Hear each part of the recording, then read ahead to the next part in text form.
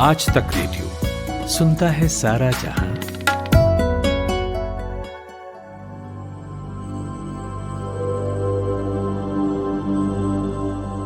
Xavier को अब तक वो आवाज याद है, लगातार आती आवाजें खबर खोदने की। वो खुद यही काम करते हैं। एक वक्त था जब ब्राजील में पेंडेमिक इतने पीक पर था कि बड़ी संख्या में लोग कोरोना वायरस का शिकार हो रहे थे। अमेज़न के रेन फॉरेस्ट के पोर्ट सिटी मनाउस की ये दास्तान है, जो विश्व के सबसे प्रभावित शहरों में से एक है। ज़ेवियर बताते हैं कि वहां इतने लोग कोरोना से मारे गए कि जगह कम हो गई थी दफनाने को। एक दिन उन्होंने 100 लोगों को दफनाया और तब से उन्हें नाइटमेयर्स आते हैं। ये हालांकि शुरुआत की बात है, जब कोरोना आया ही था अप्रैल और मई की। तब तक हम कोरोना के हमले को पहचान कहाँ पाए थे, लेकिन अब हम सतर्क हैं। कोरोना को अपना शिकार करने से रोक लेंगे, मुझे तो पूरा यकीन है। और मैं ज़ेवियर की हिम्मत को सलाम करती हूँ और उन सभी लोगों के हौसले को सलाम करती हूँ जिन्होंने अपना काम जारी रखा है बिना हिम्मत हारे। नमस्कार, आज के कोरोना कवरेज के साथ मैं हाजिर हूँ। नाम है मेरा माधुरी। न्यूबॉर्न बेबी को खतरा है क्या कोरोना से? क्यों दुनिया भर में माओं की नींद उड़ गई है? इन सवालों के जवाब आपको आज के कोरोना कवरेज में मिलेंगे और एक डॉक्टर से हम मिलेंगे जो महामारी के इस दौर में लगातार काम कर रहे हैं। और साथ ही अगर आपने सिनेमा की टिकट्स बुक करा ली हैं तो आपको पूरे दिशा निर्देश बता देंगे कि कल आपको सिनेमा घर में क्या क्या बदलाव मिलेंगे और आपको किन तैयारियों के साथ जाना है। लेकिन सबसे पहले अपडेट्स।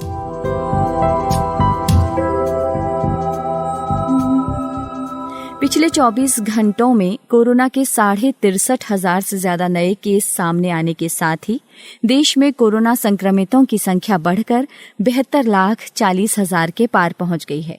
वहीं एक्टिव मरीजों की संख्या में लगातार कमी आ रही है। अब सिर्फ 8,26,876 सक्रिय कोरोना मरीज हैं और अब तक 63 लाख से ज्यादा लोग कोरोना महामारी से जंग जीतकर ठीक हो चुके हैं। केंद्र ने असम सरकार से कहा है कि वो अगले साल जनवरी से जुलाई के बीच कोविड-19 वैक्सीन प्रोग्राम के लिए खुद को तैयार कर ले। एक और इंडियन फार्मा कंपनी एपिजेन ने यूएस के साथ वैक्सीन बनाने के लिए टाई अप किया है। बीते कुछ वक्त में जो त्योहार देश में मनाए गए, उनके कारण 4 राज्यों में कोरोना केसेस में काफी बढ़ोतरी हुई है, जिनमें महाराष्ट्र, तेलंगाना और आंध्र प्रदेश जैसे राज्य शामिल हैं। स्टेट बैंक ऑफ इंडिया ने इन आंकड़ों को लेकर एक रिसर्च की। दिल्ली सरकार ने बाड़ा हिंदूराव हॉस्पिटल को नॉन कोविड अस्पताल घोषित कर दिया है, यानी अब यहां किसी कोरोना मरीज का इलाज नहीं होगा। यहां के रेजिडेंट डॉक्टर्स कई महीनों से सैलरी नहीं मिलने पर प्रोटेस्ट कर रहे हैं। रायपुर में आज से 21 अक्टूबर तक 7 दिनों तक लगातार नगर निगम क्षेत्र के 10 जोन में कोरोना के खिलाफ अभियान चलाया जाएगा। बिना मास्क लगाए अगर कोई घूमते हुए दिखा तो वाहन जब्त कर लिया जाएगा। यहां तक कि दुकानदार, खरीददार और पैदल चलने वालों पर भी कार्रवाई होगी। केरल के राज्यपाल आरिफ मोहम्मद खान ने भी केरल में कोरोना की नई लहर पर चिंता व्यक्त करते हुए आशंका जताई है कि इसकी वजह शायद वायरस का म्यूटेशन भी हो सकता है। जम्मू कश्मीर में स्वास्थ्य विभाग ने अपने कर्मचारियों के अलावा कोविड-19 के मरीजों के सीधे संपर्क में आने वालों को फ्लू वैक्सीन देने की तैयारी कर ली है। विशेषज्ञ भी मानते हैं कि किसी भी मरीज के लिए एक साथ स्वाइन फ्लू और कोविड-19 के संक्रमण को सहना आसान नहीं है।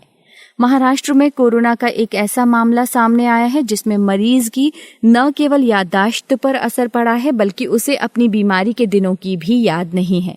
कोरोना के न्यूरोलॉजिकल या नर्वस सिस्टम से जुड़ी समस्याओं पर अब ध्यान दिया जा रहा है। अमेरिका में भी कई मरीजों ने कोरोना से उबरने के बाद मेमोरी लॉस और भूलने की शिकायत की है। अमेरिकी कंपनी एली लिली ने कोरोना वायरस एंटीबॉडी दवा का ट्रायल सुरक्षा कारणों से रोक दिया है। अभी तक कंपनी ने ये जानकारी नहीं दी है कि क्या खतरा हुआ है और कितने वॉलंटियर्स पर इसका असर हुआ है।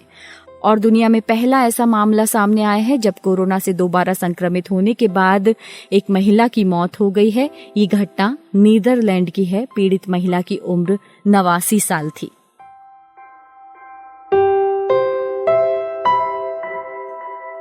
जी, हम हर्ड इम्यूनिटी की बात करते रहते हैं, जबकि ये साइंटिफिकली एंड एथिकली बिल्कुल गलत है। ये मैं नहीं, WHO के डायरेक्टर टेड्रोस एडेनॉम ने कहा है। उनके अनुसार इतिहास में भी कभी भी किसी आउटब्रेक के लिए हर्ड इम्यूनिटी का इंतजार नहीं किया हम लोगों ने। वैसे भी 70% आबादी, जनाब 70% आबादी अगर संक्रमित होगी तो हर्ड इम्यूनिटी आएगी। इसके मायने बहुत बड़े हैं। नई नई बातें और नए नए फैक्ट्स भी हमने जाने हैं इन 7-8 महीनों में। अभी एक रिपोर्ट कहती है कि जो न्यूबॉर्न बेबी होता है, यानी जो नवजात शिशु होता है, उनमें संक्रमण की संभावना होती ही नहीं, यानी वो सुरक्षित रहते हैं। लेकिन मुझे थोड़ा सा श्योर होना था इस बारे में, तो मैंने खुशबू को बोला। खुशबू ने बात की इसी सिलसिले में मुंबई की consultant gynaecologist doctor Neha curve से।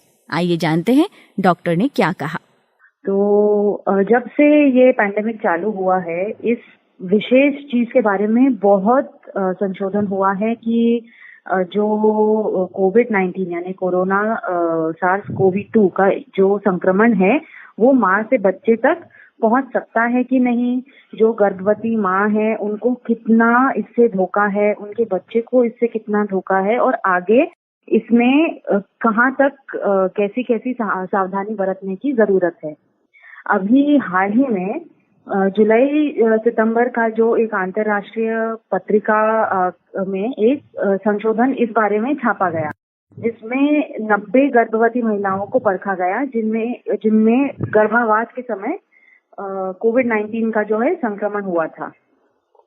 इस अध्ययन में माँ और बच्चे में हुए सभी उलझनों और संकटों को अच्छी तरह से परखा गया, और जो माँ में कोविड-19 से संबंधित उलझनें देखी गई वो थी कि निमोनिया हो जाना या बुखार की बहुत ज्यादा मात्रा में तकलीफ होना, सांस फूलना इत्यादि।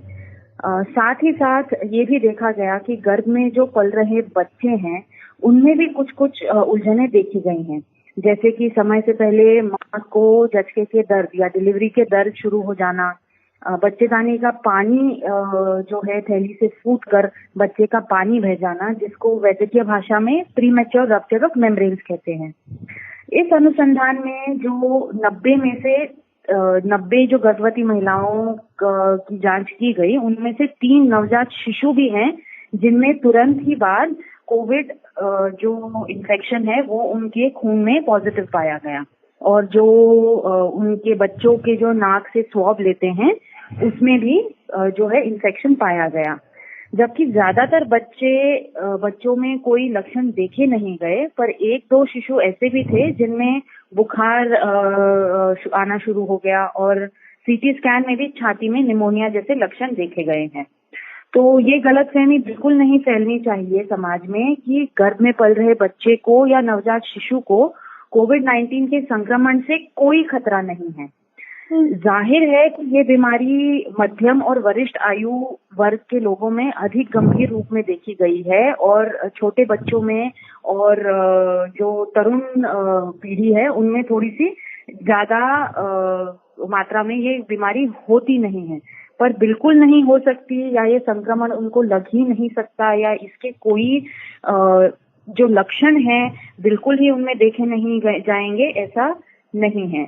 यही इस स्टडी का यही महत्व है कि जो संक्रमण है वो कम होता है और उसकी मात्रा कम होती है, पर बिल्कुल नहीं होना ये एक गलतफहमी होगी। तो अगर डॉक्टर माँ को कोविड है, अगर मान ले कि अगर माँ जो प्रेग्नेंट है उनको कोविड है, तो डिलीवरी के टाइम क्या ये मान सकते हैं कि बच्चा सेफ रह सकता है, या फिर उसे भी होने के मतलब उतने ही चांसेस हैं? ये एक बहुत ही कठिन समय होता है माँ के लिए और बच्चे के लिए भी। ज्यादातर हमने यहाँ पर हमारे फोर्टिस हॉस्पिटल में अभी तक 30 से 35 कोविड के समय में हमने डिलीवरी करी हुई है। इनमें से कोविड पॉजिटिव माएँ भी थी। जब तुरंत डिलीवरी के बाद कुछ समय के लिए बच्चों को, क्योंकि माँ का सिजेरियन वगैरह हुआ होता है, तो बच्चे को माँ से पहले 1 या 2 दिन अलग रखना पड़ता है, क्योंकि माँ आइसोलेशन वार्ड में होती है और तुरंत जो है बच्चे का ख्याल नहीं कर पाती। इसलिए जो नर्सेज होती हैं वो बच्चे को दूध पिलाना, बच्चे को बर्पिंग कराना यानी डकार दिलवाना, ये सब काम नर्सेज ध्यान देती हैं। उसके बाद दूसरे या तीसरे दिन बच्चे का भी स्वैब किया जाता है जानने के लिए कि बच्चे का स्टेटस क्या है। और जब माँ चलने फिरने लगे, थोड़ा खुद का भी ख्याल रख पाए, उसके बाद माँ बच्चे का जरूर ख्याल रख सकती है। इसका ये जो कोविड-19 का इन्फेक्शन है, इसका हरगिज ये मतलब नहीं है कि माँ बच्चे से पूरी तरह दूर रहनी चाहिए या जन्म के तुरंत ही बाद माँ अपने बच्चे को दूध नहीं पिला सकती। माँ अपने मुंह को और नाक को मास्क से पूरी तरह से ढककर, हाथ को बार बार धोकर, खास करके जब वो बच्चे की चीजों को हाथ लगाए, माँ बच्चे का ख्याल खुद ही रख सकती है। माँ का दूध और उसमें से मिलने वाले सभी पोषक तत्व और बीमारी से लड़ने में मदद करने वाले सभी घटक बच्चे के विकास में बहुत मूल्यवान साबित होते हैं। और कोविड-19 के संक्रमण के बावजूद ये दूध बच्चे को मिलना बहुत जरूरी है। इस इन्फेक्शन या इस संक्रमण के बाद अगर माँ स्वस्थ हो, माँ अपना ख्याल रख पा रही है और माँ अगर पूरी सावधानी के साथ मास्क पहनकर, जो सामाजिक दूरी सब पाल कर अपने बच्चे को दूध पिला सकती है और बच्चे का ध्यान जरूर रख सकती है। बहुत शुक्रिया डॉक्टर नेहा आपका। जी, जो भी है बच्चों को लेकर लापरवाह नहीं होना है। अगर आप खुद संक्रमित हैं और आपका बच्चा अभी पैदा हुआ है तो मास्क पहनकर उसे फीड कराएं। ध्यान रखें इन सब चीजों का, छुएं भी उसे हाथ सैनिटाइज करके। माँ होना सच में अपने आप हो जाता है, ये कोई टास्क नहीं होता। आप खुद ब खुद उस किरदार में आ जाते हैं बच्चे के पैदा होते ही। आप ये सब काम कर रही होंगी, इसका मुझे पूरा विश्वास है। अब जब माँ की बात निकली है तो एक और रिपोर्ट का जिक्र करूंगी। एक स्टडी जो इजराइल में की गई कुछ माँओं पर, जिनमें एक अलग प्रकार की प्रॉब्लम देखी गई, और वो है इंसोम्निया, यानी कि नींद ना आना, एंजाइटी रहना। लेकिन हम इजराइल की बात क्यों करें, हम अपने देश की माँओं की बात करते हैं, जो डांट फटकार के साथ साथ लाड़ का पूरा समंदर है। वो जो बच्चे के नाखून को भी चोट न लगने की दुआ मांगती हैं। उनके क्या हाल है इस कोविड के दौर में, आइए सुनवाती हूँ। मैंने कुछ माँओं से जाना। करुणा को सुनिए, अहमदाबाद में रहती हैं। जाने क्या हुआ इनको कि देर रात तक नींद नहीं आती। मेरे 2 बेटे हैं और लॉकडाउन के पहले और बाद की लाइफ का अगर मैं अंतर करूं तो लॉकडाउन के पहले जैसे बच्चों दोनों बहुत ऐसे स्पोर्ट्स में बहुत एक्टिव, स्कूल में सारे कॉम्पिटिशन्स में पार्टिसिपेट करने वाले, सारी एक्टिविटीज, सारे कॉम्पिटिशन्स वो हमेशा पार्टिसिपेट करते हैं। और लॉकडाउन के बाद बच्चों की बिल्कुल जैसे इनकी आउटिंग बंद हो गई, बाहर निकलना बंद हो गया, फ्रेंड्स के साथ मिलना बंद हो गया। तो काफी ऐसा अब शुरू में तो अच्छा लग रहा था बच्चों को कि स्कूल नहीं जाना है, आराम से उठ के क्लासेस अटेंड करना है, सब एंजॉय कर रहे थे। लेकिन फिर धीरे धीरे अभी ऐसा लग रहा है तो वो एक प्रॉब्लम तो हो ही रही है कि स्क्रीन टाइम बहुत ज्यादा हो गया है बच्चों का। और सबसे बड़ी दिक्कत ये होने लगी है कि मुझे ऐसा लगता है कि मुझे अभी बहुत उनके साथ मैं उनको पेशेंस से डील कर रही हूँ, तो इतना उनको अकेलापन लगा। 2 है तो ठीक है, दोनों को आपस में कंपनी है, लेकिन अभी एज गैप है दोनों में, तो ऐसा नहीं है कि दोनों एक दूसरे से जैसे हम कैसे फ्रेंड्स के साथ टाइम स्पेंड करते हैं वैसा दोनों तो एक दूसरे को नहीं ना। दे नीड फ्रेंड्स, उनको अपने फ्रेंड्स से मिलने की भी जरूरत है, specially for my teenager son is 14 years old and उसको आफ्टर स्कूल, मतलब स्कूल में मैं भी वर्किंग हूँ, तो आफ्टर स्कूल उसके फ्रेंड्स मेरे छूटने तक उसके लिए स्कूल के बाहर वेट करते थे और वो लंच के बाद तुरंत बाहर जाके 1 hour उनके साथ स्पेंड करके फिर मेरे साथ घर आता था। तो मुझे ऐसा लगता है कि टीन एज में जो फ्रेंड्स की हम भी उसी दौर से गुजरे। जब हम टीन एज में थे तो कैसे हमको अपने फ्रेंड्स से मिलना, उनसे हमारी हर बात शेयर करना, वो टाइम उनका जा रहा है। मीन्स 11th 12th जो है वो स्कूल में बॉयज गर्ल्स सब साथ में एक अलग ही एक अट्रैक्शन होता है वो पीरियड। मतलब मुझे ऐसा लगता है उसका वो चीज उनकी मिस हो रही है अभी। मुझे ऐसा लग रहा है कि मैं उसको किसी तरह से हेल्प कर पाऊँ, मतलब मुझे उसको मेंटली बहुत सपोर्ट करना पड़ रहा है अभी, क्योंकि मुझे उसको मम्मा मुझे कुछ हो रहा है, मम्मा मुझे कुछ हो रहा है, मतलब उसको कितनी बार मैं सुनती हूँ उसके मुझे, फिर मुझे समझ में आता है कि उसको बहुत अकेलापन लग रहा है, तो मुझे उसके लिए बहुत फील होता है। हाँ, और वही वो एक पता नहीं, एक अनकॉन्शियस माइंड में कहीं एक टेंशन कहीं है मुझे, बच्चों से रिलेटेड, घर से रिलेटेड, बाहर नहीं निकल पा रहे, तो रात को जैसे नींद भी काफी लेट, मैं 9:30-10 o'clock सो जाती थी लॉकडाउन के पहले। अभी तो मतलब 1 o'clock भी ऐसा होता है, कभी कभी 2 o'clock तक भी नींद नहीं आ रही है। लास्ट 10-15 डेज से तो ऐसा हो गया है अभी, तो बिल्कुल पता नहीं, आई डोंट नो। जबकि एक्सर्शन भी हो रहा है, सब कुछ हो रहा है, बट फिर भी लेट नाइट तक नींद नहीं आती है, ऐसा ये प्रॉब्लम हो रही है। टीनेजर बच्चा और दिक्कतें, ये तो है। लेकिन यही हाल एक बहुत छोटे 3-4 साल के बच्चे की माँ इति का भी है। नौकरी के चलते दूसरे शहर में रही, बच्चे को कोविड ना हो जाए इसलिए उसे अपनी दादी के घर पर रखा, मगर रात भर उस दौरान रोती रही क्योंकि बच्चे से दूर थी और सोती नहीं थी। अभी दोनों साथ हैं हालांकि, लेकिन अब कुछ और अलग तरह की बेचैनी है। मैं इंडियन रेलवेज में एसएससी हूँ, और चूंकि हस्बैंड और मैं अलग अलग सिटीज में वर्किंग है, तो I live with my 3-year-old son as a single parent, and like every other women working women I also rely on my maid. लेकिन जब कोविड का केस हुआ तो it was not conducive to allow an outsider to come your house and to take care of your child. और चूंकि मैं खुद बाहर जाती हूँ तो 10 लोगों के कांटेक्ट में आती हूँ, तो काफ़ी टाइम तक I was in a state of dilemma कि बच्चे को साथ में रखूँ या फिर उसको छोड़ूं कहीं पे। तो मैंने डिसाइड किया कि इसको मैं इसकी दादी के यहाँ पे छोड़ देती हूँ। तो काफ़ी टाइम तक मेरे बच्चे को मैंने उसकी दादी के घर पे छोड़ा। तो वहाँ से फिर एक बहुत ही हम दोनों के साथ में एक ऐसा फेज शुरू हुआ कि हम लोग बहुत ज़्यादा मेंटल डिप्रेशन, मैं एक गिल्ट में थी कि मैंने बच्चे को छोड़ा, और बच्चे के साथ एक तरफ ये था कि एक तो उसका पूरा शेड्यूल चेंज हो गया था, उसका रूटीन चेंज हो गया था। जो बच्चा माँ से बिल्कुल दूर नहीं रहा, वो अपनी माँ से दूर रह रहा था। और देयर वाज अ टाइम कि ही स्टार्टेड हेटिंग मी कि मम्मा आप मुझे हमेशा छोड़ के चले जाते हो। और मैं जब ऑफिस से आती थी तो मुझे घर पे कोई नहीं मिलता था। मैं उसको वीडियो कॉल्स भी नहीं करती थी क्योंकि वो इतना बुरी तरीके से रोता था कि आप फ़ोन की स्क्रीन में से बाहर निकल के आ जाओ, अभी आ जाओ, मेरे पास आ जाओ। तो वो सब चीज़ें हम दोनों के लिए बहुत डिस्टर्बिंग थी। तो वहाँ से बच्चे को भी बहुत ज़्यादा मेंटल डिप्रेशन और फ्रस्ट्रेशन थी उसके अंदर। फिर धीरे धीरे हम लोग फिर से एक्सेप्ट कर लिया हमने कोविड को, है चलो कोविड हमारी लाइफ में। तो नॉर्मल लाइफ रूटीन में जब हम लोग वापस आ रहे हैं तो फिर कुछ टाइम के लिए मेरी मदर मेरे साथ में रही। फिर उसके बाद में मैंने मेड को भी इवेंचुअली उसको अब वापस काम पे लेना ही था।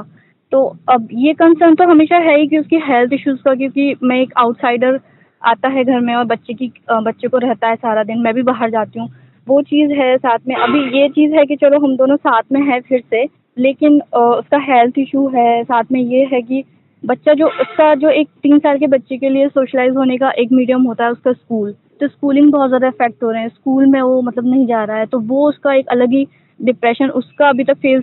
मेरा फेज ये है कि चलो मैं बाहर जाती हूँ, मैं लोगों से मिलती हूँ, लेकिन बच्चा नहीं मिल रहा है और वो बहुत ज़्यादा मतलब उसके अंदर चिड़चिड़ाहट, उसके बिहेवियर में डिप्रेशन और ये सब कुछ दिखाई देता है। तो ये सब चीज़ें बहुत ज़्यादा परेशान करने वाली हैं। कॉलेज गोइंग बच्चे हों, सेमेस्टर पूरा नहीं हुआ हो, फाइनल ईयर था इस साल, उनके करियर की चिंता किस माँ को नहीं सताती। सुनिए प्रभा क्या कहती हैं। मेरे को बहुत फिक्र रहती है बच्चे की। मेरी बेटी जो है दिल्ली में पढ़ रही, अम्बेडकर यूनिवर्सिटी में पढ़ रही थी, लेकिन उसके अभी पहले तो उसमें उसका कॉलेज बंद हो गया उस टाइम में, जो है लॉकडाउन के टाइम में। फिर वो अब जाने की भी कह रही है, एक आध बार उसने चक्कर लगाने की कोशिश करी, लेकिन मैंने जाने नहीं दिया। क्योंकि वहाँ पे खाने पीने की कोई व्यवस्था नहीं है, बच्चे सब आपस में एक दूसरे से मिल रहे हैं, कर रहे हैं, और दिल्ली में फैल भी बहुत ज्यादा रहा है। तो हर समय टेंशन, एक तलवार सी लटकी रहती है कि जैसे कि कहीं बच्चे को हो नहीं जाए, कहीं बच्चे को हो नहीं जाए। तो इसलिए मैंने बच्चे को नहीं जाने दिया। अभी इस टाइम फाइनल ईयर में है, तो इसका घर में भी पढ़ाई हो नहीं पाती, क्योंकि घर पे इस टाइम सब लोग आए हुए, तो पढ़ाई भी अच्छी नहीं हो पाती। बहुत चाहती हूँ कि भेज दूँ, पर डर की वजह से भेज ही नहीं सकते हैं, इतनी चिंता रहती है। अब आगे कैरियर में क्या होगा क्या नहीं होगा, आगे एडमिशन फाइनल वैसे है इसका इस साल, तो एक सेमेस्टर तो इसका ऐसे ही निकल गया बिना पढ़े हुए। सेकंड सेमेस्टर इसका पूरा बिना पढ़े हुए निकला है, बस केवल जो भी जैसा भी था ऑनलाइन जो भी होता रहा। अब 3rd सेमेस्टर है इसका, वो भी ऐसा ही जा रहा है। तो पता नहीं आगे क्या होगा, इसका करियर का क्या नहीं होगा। बहुत कुछ सोचते हैं पर कुछ भी नहीं पा रहे हैं। कैसे करें, क्या करें, मतलब ब्लैंक हो गए हैं हम लोग। पेरेंट्स तो बिल्कुल ब्लैंक हो चुके हैं कि करें क्या क्या नहीं करें। और इतने बड़े बच्चे के लिए पेरेंट्स डिसीजन भी नहीं ले पाते हैं कि किस तरह से डिसीजन लेंगे, क्या करें, आगे करियर का क्या होगा, कैसे एडमिशन होंगे, कुछ भी समझ में नहीं आ पा रहा है। रात की नींद उड़ जाती है, रात को कई बार उठ के बैठ जाते हैं कि क्या होगा क्या नहीं होगा। बेटे का भी, मेरे का BBA है, फाइनल है उसका BBA। जो पेपर उसके जुलाई में ही होने थे, अगस्त निकल गया, सितंबर निकल गया और अक्टूबर निकल गया। अभी बात हुई थी तो कहते हैं हो सकता है नवंबर में हो। तब आप बताइए, दोनों बच्चों का कैरियर का टाइम है और दोनों बच्चे बहुत सफर कर रहे हैं और साथ में हम लोग भी बहुत ज्यादा सफर कर रहे हैं। आगे क्या होगा कुछ नहीं कह सकते और कितना लंबा चलेगा इसका भी नहीं मालूम कुछ भी। दिन भर घर में बच्चे हैं, दिन भर हल्ला गुल्ला, लड़ाई झगड़ा, ऐसे में किस माँ को नींद आएगी भला। मेरे 2 बच्चे हैं, दोनों एक 7th में है, एक 4th में है। बस दोनों पूरा दिन कोविड के चक्कर में घर में रहते हैं, तो पूरा दिन मोबाइल, लैपटॉप, यही सब है और कुछ नहीं है। बाहर भेजने में डर लगता है कि भाई कुछ बीमारी ना हो, कुछ भी ना हो, तो इसलिए परेशान रहते हैं कि पूरा दिन क्या मोबाइल और टीवी, यही जिंदगी रह गई है उनकी और कुछ भी नहीं है उनको करने के लिए। बस थोड़ा सा यही डर रहता है कि कुछ गलत ना करें, कुछ गलत सीखे ना। पूरा दिन पढ़ने के लिए बिठाती हूँ तो लगता है कि भाई नहीं, मैं इनके पास ही बैठी रहूँ, मुझे दिखते रहे क्या कर रहे हैं क्या नहीं कर रहे हैं। अजीब सा मन में डर रहता है कि भाई नहीं, अकेला नहीं छोड़ना है इनको, कुछ भी कर सकते हैं ये। तो पहले तो भाई दिन में टाइम नहीं मिलता था हम लोग के लिए सोने के लिए, अब तो पूरा दिन सोने के लिए टाइम भी नहीं, कुछ भी नहीं। बस पूरा दिन इनके लिए ही भागते रहो, दौड़ते रहो, कभी कुछ, यही है बस और कुछ नहीं। पहले बीच में तो ये लोग खेलने भी लगे थे, पार्क में भी जाते थे, भाई मैं चली जाती थी इनके साथ में, साइकिलिंग भी करा लिया करते थे। अब तो बस वही है, घर में रहो, दिन पर दिन बस टेंशन होती जा रही है, मोटे भी होते जा रहे हैं, बढ़ता जा रहा है इन लोग का। क्या करे, पूरा दिन बस तूने मेरा ये किया, तूने मेरा वो किया, बस यही लड़ाई झगड़ा है इनका। अब पहले तो भाई बाहर भेजती थी तो थोड़ा खेलने जाते थे और भाई टाइम भी पास हो जाता था बच्चों का। अब बस पूरा दिन यही टेंशन है कि क्या करेंगे क्या नहीं करेंगे। बस पूरा दिन बस इसी टेंशन में लगे रहते हैं। भाई बच्चों का ये साल खराब हो गया कोविड के चक्कर में, पूरा बिल्कुल कुछ भी नहीं करते बच्चे। ये थी दर्शना राजस्थान से। और अब प्रीति क्या कहती हैं सुनते हैं। दिन भर घर में बच्चा अकेला रहता है, सिंगल पेरेंट है, फिक्र होना लाजमी है। माधुरी, मैं स्कूल में टीचर हूँ, मैं कंप्यूटर सब्जेक्ट पढ़ाती हूँ। जब मैं स्कूल आती हूँ तो मेरा बच्चा घर पे अकेला होता है। उस टाइम पर मुझे बहुत चिंता होती है कि मेरा बच्चा पीछे से खाना खा रहा है कि नहीं खा रहा। माधुरी जी, कई बार तो इतनी टेंशन होती है कि वो जब घर में पहुंचती हूँ तो वो खाना ऐसा का ऐसा ही रखा हुआ होता है और बच्चा मेरा भूखा बैठा होता है। मुझे स्कूल में बैठकर बहुत टेंशन होती है कई बार, लेकिन मेरे पास कोई सॉल्यूशन नहीं है। एज अ सिंगल पेरेंट मुझे समझ में नहीं आता कि मैं क्या करूं। ऐसे ही जब मैं घर पर होती हूँ, शाम के टाइम मेरा बच्चा जब खेलने जाता है, उस टाइम पे मुझे ऐसा लगता है कि कहीं वो किसी ऐसे व्यक्ति के संपर्क में ना आ जाए जिससे उसे संक्रमित होने का खतरा रहे। मेरे पीछे से वो हाथ धो रहा है कि नहीं धो रहा, ये मुझे नहीं पता होता है। नौकरी हम सबको करनी है और जो अभी करंट सिचुएशन है, जो वो अभी वास्तविक स्थिति जो चल रही है, उसमें हम लोगों को सरवाइव करने के लिए ये सब चीजें, बच्चा स्कूल जा नहीं रहा, पीछे से बच्चा क्लास अटेंड कर रहा है कि नहीं कर रहा, उसका एक हमें टेंशन रहती है। तो बहुत सारी चीजें हैं जिनका हम लोगों को हमेशा एक दिमाग में प्रेशर रहता है। हमें समझ में नहीं आ पाता कि हम बेसिकली करें तो करें क्या। बस कई बार ऐसा होता है कि हम जब फोन करते हैं तो बच्चा फोन नहीं उठाता है, तब हमें एक टेंशन हो जाती है। एक अजीब सी घबराहट होती है मन में कि कहीं बच्चे को कोई प्रॉब्लम तो नहीं है, बच्चा सेफ तो है ना। तो ये सब चीजें हैं जो कि हम लोग इन दिनों में फेस कर रहे हैं। जब बच्चा स्कूल जाता था तो एक टेंशन नहीं होती थी, लेकिन अभी जैसे स्कूल नहीं जा रहा है तो एक ये बहुत बड़ी टेंशन का मुद्दा हो चुका है। कमाते हैं लेकिन बचा नहीं पाते, बचाते हैं तो उससे कमा नहीं पाते। शेयर की चाल, निवेश का हाल, बाजार का तमाशा, इकोनॉमी की भाषा, बॉन्ड, बीमा, सोना, चांदी, सबकी होती है बात। बचाते रहो नारे के साथ। हर शनिवार मैं यानी नितिन ठाकुर आपकी मुलाकात कराऊंगा आपके मनी मैनेजर से। तो देखा आपने, हर माँ परेशान है। मेरी माँ भी परेशान है। सच कहूँ तो अकेली रहती है, सब बच्चे बाहर हैं, नौकरियां कर रहे हैं, तो बस सारा टाइम यही सोचती रहती हैं कि सब बच्चे सेफ रहें। खुद की तो कभी सोचती नहीं है माँ, सब माएँ ऐसी होती हैं। कुछ और भी ऐसे लोग हैं जो खुद के बारे में कम सोचते हैं, दूसरों की सेवा में लगे रहते हैं, और वो हैं हमारे हेल्थ केयर वर्कर्स और डॉक्टर्स भी। क्या उनको डर नहीं लगता? फैमिली उनकी सफर नहीं करती? बेशक करती है। आइए सुनते हैं जयपुर राजस्थान के डॉक्टर शशांक को। बात तो दरअसल यही है कि देखिए, जैसे कि हम सोशल मीडिया और सब जगह ये स्प्रेड करते रहते हैं न्यूज़ की, ये जो कोरोना वायरस है ये बहुत जल्दी फैलता है लोगों में। उसके बावजूद भी कुछ लोगों में इस चीज़ की अवेयरनेस अभी भी लैकिंग है, स्पेशली जो पेशेंट्स हॉस्पिटल में आते हैं या जो उनके प्रोटोकॉल्स हम इनको एडवाइस करते हैं। कई बार क्या होता है कि वो पेशेंट उस स्ट्रिक्ट लेवल ऑफ प्रोटोकॉल से फॉलो नहीं कर पाते हैं, जिसकी वजह से ये स्प्रेड थोड़ा ज़्यादा ईजीली हो जाता है। तो ये एक परेशानी होती है कि पेशेंट्स को और उनके रिलेटिव्स को, उनके अटेंडेंट्स को ये समझना चाहिए कि ये एक नॉर्मल वायरल बीमारी ही है, बट ये स्प्रेड जल्दी होती है। तो इसीलिए इसका जो सोसाइटी पे इम्पैक्ट है वो ज़्यादा है कंपेयर टू और वायरल डिजीजेस। तो इसीलिए हमको strict social distancing, proper hand hygiene, mask को पहनना, अवॉइड सोशल गैदरिंग, अननेसेसरी बाहर नहीं घूमना, ये सब अवॉइड करना। आप फैमिली के साथ ही रहते हैं? जी मैडम। जी, तो कैसे मैनेज करते हैं बाकी चीज़ों को? हम लोगों का तो देखिए, एक्चुअली हॉस्पिटल में जाते हैं तो एक्सपोजर तो हर लेवल पे ही रहता है, मगर हम ये इंश्योर करते हैं, क्योंकि हमारी फैमिली में हमारे पेरेंट्स भी रहते हैं, हमारे बच्चे भी रहते हैं, हमारी वाइफ भी रहती हैं, तो हम लोग कोशिश पूरी तरह से प्रैक्टिस करते हैं सेफ जो स्टैंडर्ड प्रोटोकॉल्स हैं जो हम डॉक्टर कम्युनिटीज़ ने और हमारी ICMR और ministry of health and family welfare ने जो गाइडलाइंस बनाई हैं उसको हम फॉलो करने की कोशिश करते हैं, स्ट्रिक्टली फॉलो करने की कोशिश करते हैं। और जब हम हॉस्पिटल से ड्यूटी करके जब घर आते हैं तो एक एप्रीहेंशन तो होती है कि फैमिली में किसी को नहीं लग जाए, बट हम हॉस्पिटल से जब घर में आते हैं तो ये इंश्योर करते हैं कि जब तक हम प्रॉपरली अपने आप को डिसइंफेक्ट ना कर लें, प्रॉपरली नहा धो ना लें, तब तक हम अपने घर वालों से ना मिलें। दूसरा जो हम प्रैक्टिसेस अप्लाई करते हैं, जैसे स्टीम इनहेलेशन लेना, और ये जो अपने जो प्रैक्टिसेस हैं, रूटीन प्रैक्टिसेस हैं, इम्यूनिटी बूस्टर्स, ये सब हम कंटिन्यू देते रहते हैं। जी, और जब शुरुआत में आया था तो क्या थोड़ा डर लगा था आपको? शुरुआत में आया था तो डर नहीं था, बट एक कंफ्यूजन था, क्योंकि पूरे वर्ल्ड में ही अभी उस समय इस बीमारी के बारे में नहीं था कि कैसे प्रेजेंट करेगी, कैसे स्प्रेड करेगी, आगे इसका कोर्स क्या होगा। तो ये एक कंफ्यूजन रहता था, सबके माइंड में ही था।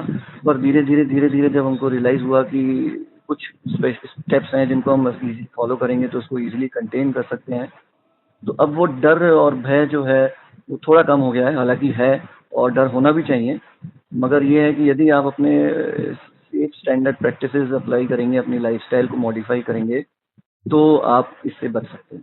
जी, और क्या फैमिली लाइफ अफेक्ट होती है इस वजह से, क्योंकि आप ज्यादा वक्त नहीं दे पाते? फैमिली लाइफ तो मैडम देखिए, डॉक्टर की फैमिली लाइफ, जब आप एक फैमिली में रहते हैं तो आपकी फैमिली जानती है कि आपका जो प्रोफेशन है उसमें आपको थोड़ा सा परिवार के लिए समय यूजुअली भी कम ही मिलता है। और जब ऐसा पेंडेमिक आया हुआ है, जब इतना ज़्यादा सीरियस सोसाइटी में डिजीज फैली हुई है, तो फिर वो रियलाइज़ कर लेते हैं। तो इस तरह की ऐसी कोई दिक्कत नहीं आती। Positive health frame of mind के संग आप काम करते हैं तो ऐसी कोई दिक्कत नहीं है। तो और घर वालों को डर लगता है थोड़ा बहुत कि आप रेगुलर? घर वालों को डर लगता था, बट अब चूंकि हम लोग 6 महीने निकल गए हैं और अभी तक टचवुड सब ठीक चल रहा है, तो अब थोड़ा फियर कम है, मगर हाँ, सेफ्टी फॉलो करना बहुत जरूरी है। बहुत बहुत शुक्रिया डॉक्टर शशांक, और बहुत सारी शुभकामनाएं आपको।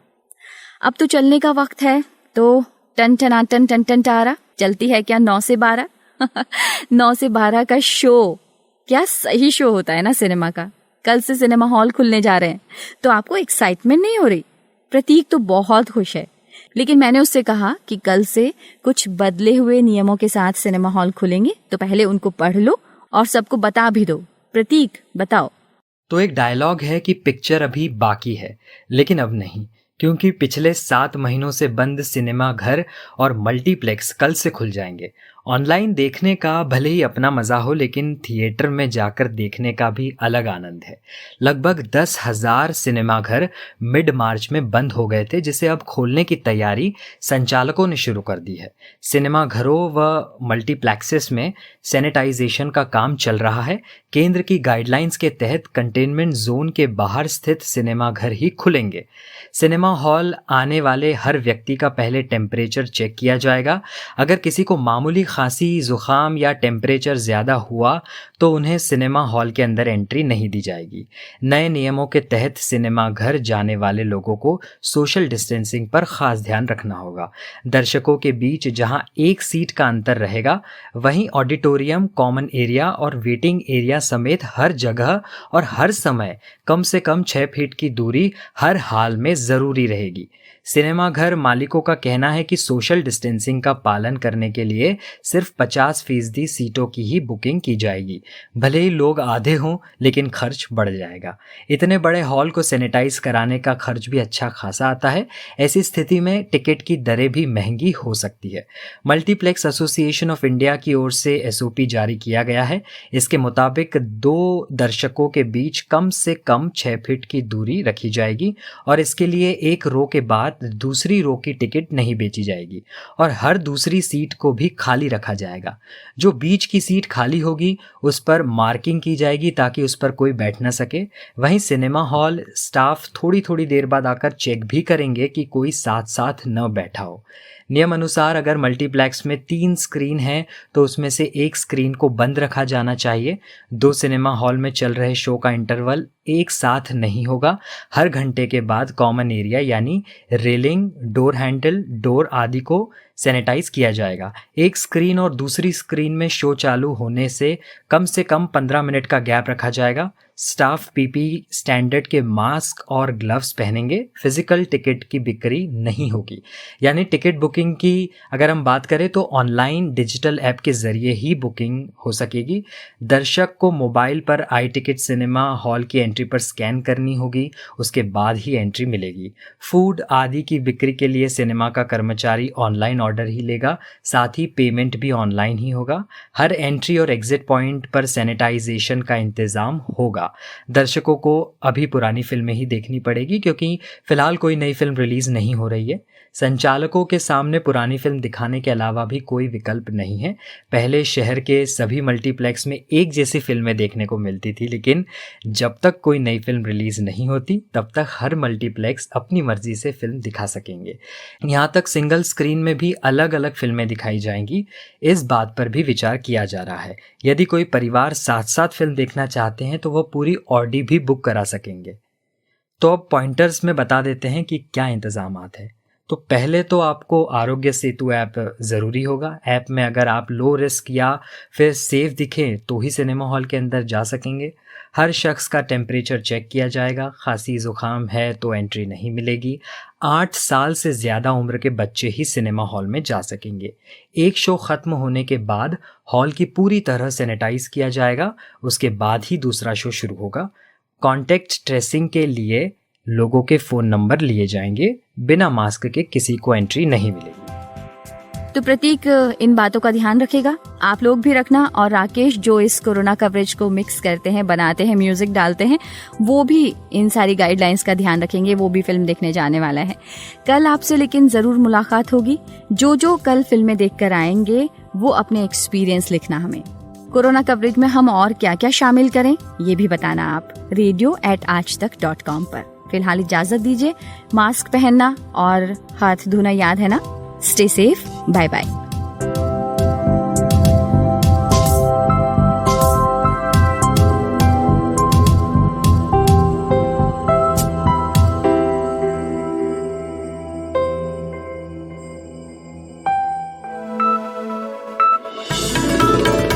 खबरों की हलचल और देश विदेश का मिजाज आप सुन रहे हैं आज तक रेडियो।